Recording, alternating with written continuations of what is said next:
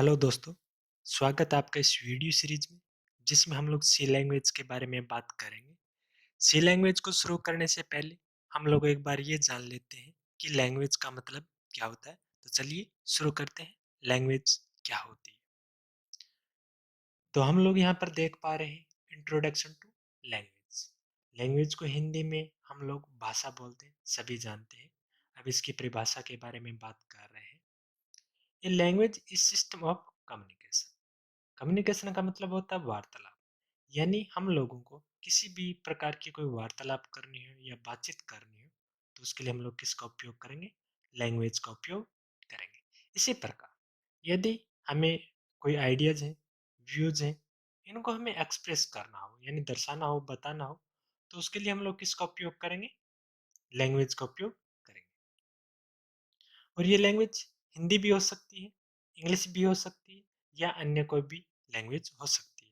इसी प्रकार यदि हमें अपने कंप्यूटर के साथ कम्युनिकेट करना हो या इंटरेक्ट करना हो या कंप्यूटर में काम करना हो तो उसके लिए कंप्यूटर में या तो प्रोग्राम की आवश्यकता होती है या कंप्यूटर में सॉफ्टवेयर की आवश्यकता होती है। यदि हम लोगों को कंप्यूटर में बिना प्रोग्राम या बिना सॉफ्टवेयर के काम करना हो तो उसके लिए हमें अपने कंप्यूटर के प्रत्येक हार्डवेयर पार्ट के बारे में जानकारी होना आवश्यक होता है, जो काफी कठिन काम होता है।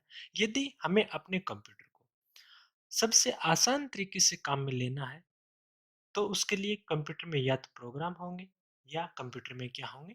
सॉफ्टवेयर होंगे।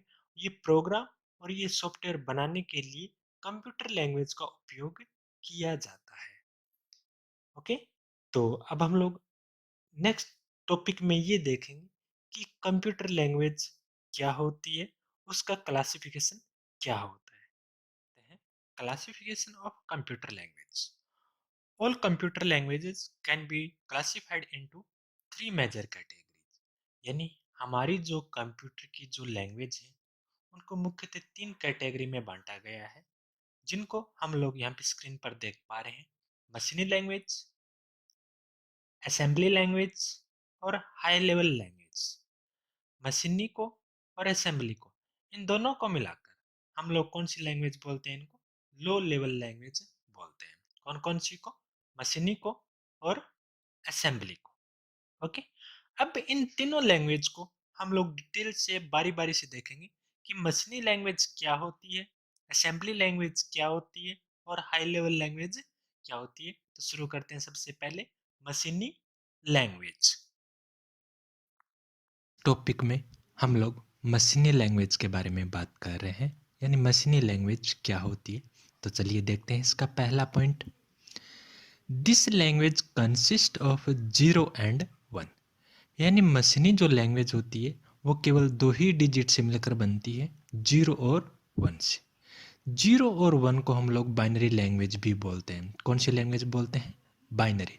बाइनरी का मतलब होता है यदि कोई भी चीज़ होती है या कोई भी ऐसी लैंग्वेज जो केवल दो ही डिजिट से मिलकर बनती हो, उसे कौन सी लैंग्वेज बोलते हैं? बाइनरी।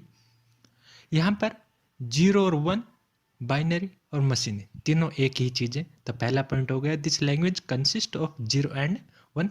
यानी मशीनी जो लैंग्वेज है वो केवल दो ही डिजिट से मिलकर बनती है, 0 और 1 से, जिसको हम लोग बाइनरी भी बोलते हैं। ओके, नेक्स्ट पॉइंट देखिए, नेचुरल और ओरिजिन लैंग्वेज ऑफ कंप्यूटर।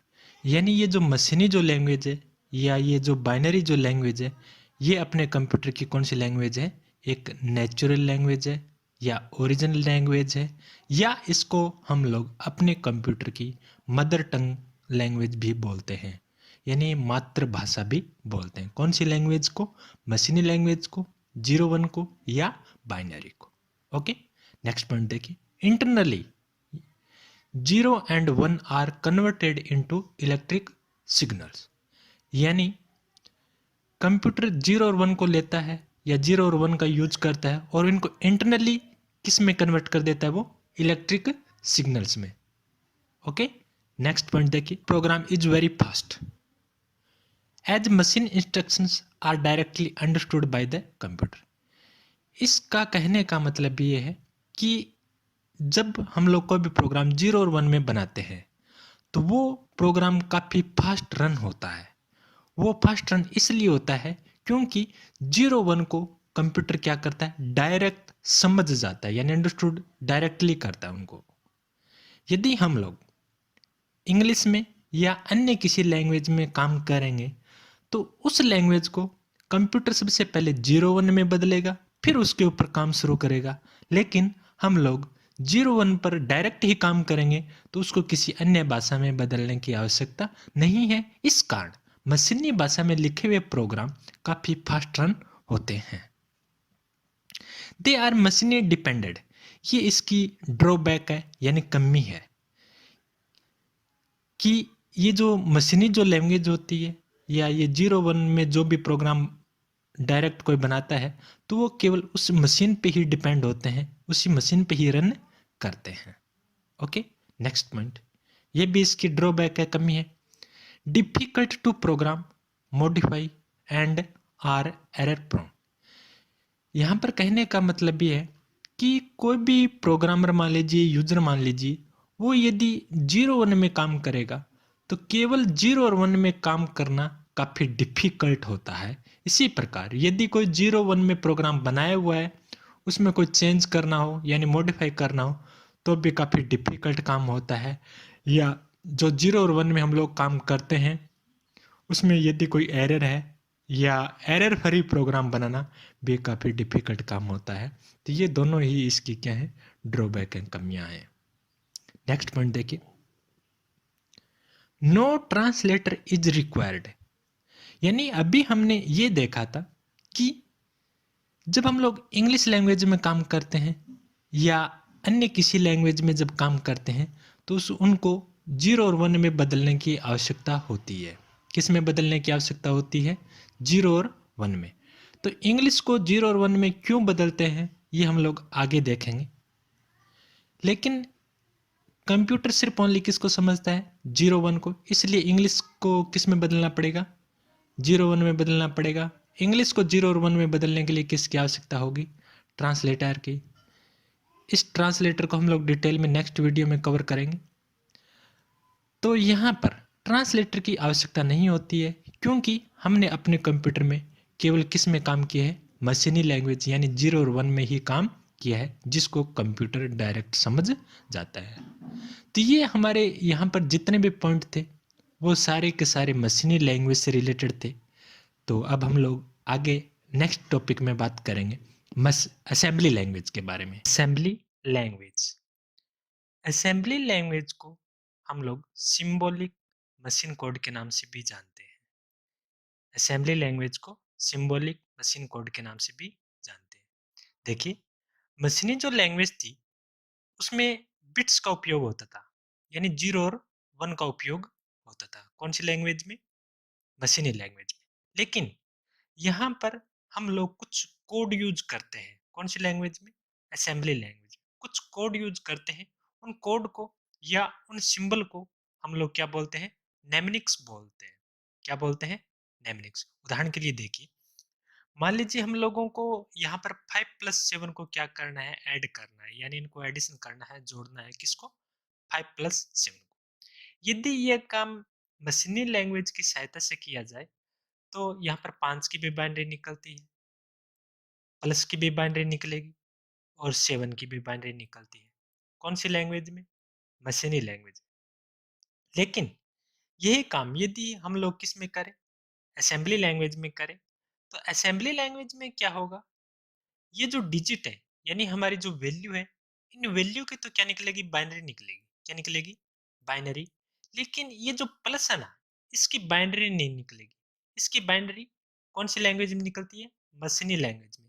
लेकिन असेंबली लैंग्वेज में ये जो सिंबल है इनको कोड दे दिया गया है या इनको कुछ नाम दे दिया गया है, सिंबल दे दिया गया है। जैसे यहाँ पे नाम आएगा A+D, A+D। अब क्या होगा, कंप्यूटर समझ जाएगा कि 101 ऐड 111, यानी इनको हमें क्या करना है, ऐड करना है। तो ये जो ऐड है ना, ये कोड है, इस कोड को हम लोग क्या बोलेंगे, नेमनिक्स कोड बोलेंगे या नेमनिक्स सिंबल बोलेंगे। इसी प्रकार हमें सब्ट्रैक्शन करना हो, मल्टीप्लिकेशन करना हो, डिवीजन करना हो, तो इनके लिए क्या है, अलग अलग कोड है, अलग अलग नाम है। इन सिंबल को, इन कोड को हम लोग क्या बोलेंगे? नेमनिक्स बोलेंगे। ठीक है, अब आगे देखिए। The programs are written using these mnemonics but internally a translator called assembler converts them to मशीनी लैंग्वेज। देखिए, यानी हम लोगों को पता है कि कंप्यूटर की जो मदर टंग होती है वो कौन सी होती है? 01 होती है। कौन सी होती है? 01। लेकिन हम लोगों ने यहाँ पर काम कौन सी लैंग्वेज में किया है? असेंबली लैंग्वेज में।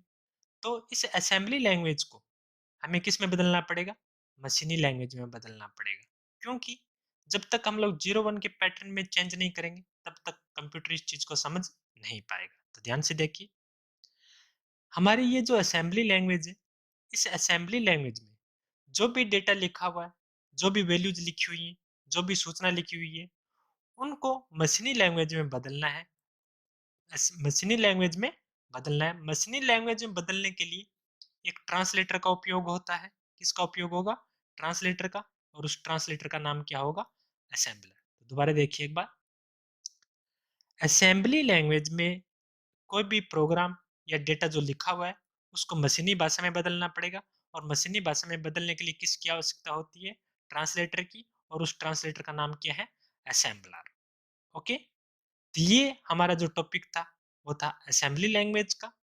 अब आगे हम लोग बात करेंगे यहाँ पे हाई लेवल लैंग्वेज की। ओके, इस टॉपिक में हम हाई लेवल लैंग्वेज के बारे में बात करेंगे। इससे पहले हम लोगों ने असेंबली व मशीनी लैंग्वेज के बारे में बात की है। जब इन दोनों लैंग्वेज का उपयोग कंप्यूटर में करते हैं तो इसके लिए हम लोगों को अपना जो कंप्यूटर होता है उस कंप्यूटर के हार्डवेयर पार्ट के बारे में नॉलेज होना काफ़ी आवश्यक होता है। यदि हम लोगों को कंप्यूटर के हार्डवेयर के बारे में नॉलेज नहीं है तो हम लोग असेंबली व मशीनी लैंग्वेज का उपयोग नहीं कर सकते हैं। लेकिन आज हम लोग ज़्यादा कौन सी लैंग्वेज का उपयोग करते हैं? हाई लेवल लैंग्वेज का। इस लैंग्वेज का जब हम लोग यूज करते हैं तो उसके लिए हम लोगों को एक तो इंग्लिश और एक मैथमेटिकल जो सिंबल होते हैं वो काफ़ी काम में आते हैं। तो हम लोग यहाँ पर ये बोल सकते हैं कि प्रोग्रामर के लिए या सॉफ्टवेयर तैयार करने के लिए असेंबली व मशीनी लैंग्वेज की बजाय हाई लेवल जो लैंग्वेज है वो प्रोग्रामर के लिए या यूजर के लिए काफ़ी आसान है। Okay, next point, every instruction from a program is translated into corresponding machine language program by translator which may be compiler और इंटरप्रेटर। अब देखिए, यानी हम लोगों ने शुरू में ये देखा था कि हमारा जो कंप्यूटर है वो केवल दो ही डिजिट समझता है, 0 और 1। लेकिन अभी हम लोग कौन सी लैंग्वेज के बारे में बात कर रहे हैं? हाई लेवल लैंग्वेज, जिसमें मोस्टली जो काम होगा वो किस में होगा? इंग्लिश में, या किस में होगा? मैथमेटिक्स सिंबल्स में। जब हम लोग इंग्लिश और मैथमेटिकल सिंबल में जब काम करेंगे तो कंप्यूटर इस चीज को डायरेक्ट नहीं समझता है। कौन सी लैंग्वेज को? High level language. तो अब हाई लेवल लैंग्वेज को मशीनी लैंग्वेज में बदलना पड़ेगा। क्यों? क्योंकि ये कंप्यूटर की क्या है? मदर टंग है। इसका जब हाई लेवल लैंग्वेज को मशीनी भाषा में बदलेंगे तो उसके लिए हम लोगों को ट्रांसलेटर की आवश्यकता होती है। और ये कौन कौन से ट्रांसलेटर हो सकते हैं? या तो कंपाइलर या इंटरप्रेटर। इन दोनों की सहायता से या इनमें से किसी एक की सहायता से हम लोग हाई लेवल लैंग्वेज में लिखे हुए प्रोग्राम को मशीनी भाषा में बदल सकते हैं। मशीनी भाषा में क्यों बदलते हैं इसके बारे में हम लोगों ने बात कर ली है। ये कंपाइलर और इंटरप्रेटर क्या होते हैं, ये ट्रांसलेटर क्या होता है, इसके बारे में हम लोग नेक्स्ट वीडियो में जरूर चर्चा करेंगे। ओके, तो ये हमारे जो टॉपिक थे वो कौन सी लैंग्वेज से रिलेटेड थे? हाई लेवल लैंग्वेज से रिलेटेड थे। यदि आप लोगों को कोई क्वेरी है या आप लोगों का कोई सुझाव है तो कृपया कमेंट बॉक्स में या ईमेल करके जरूर बताएं। Thank you.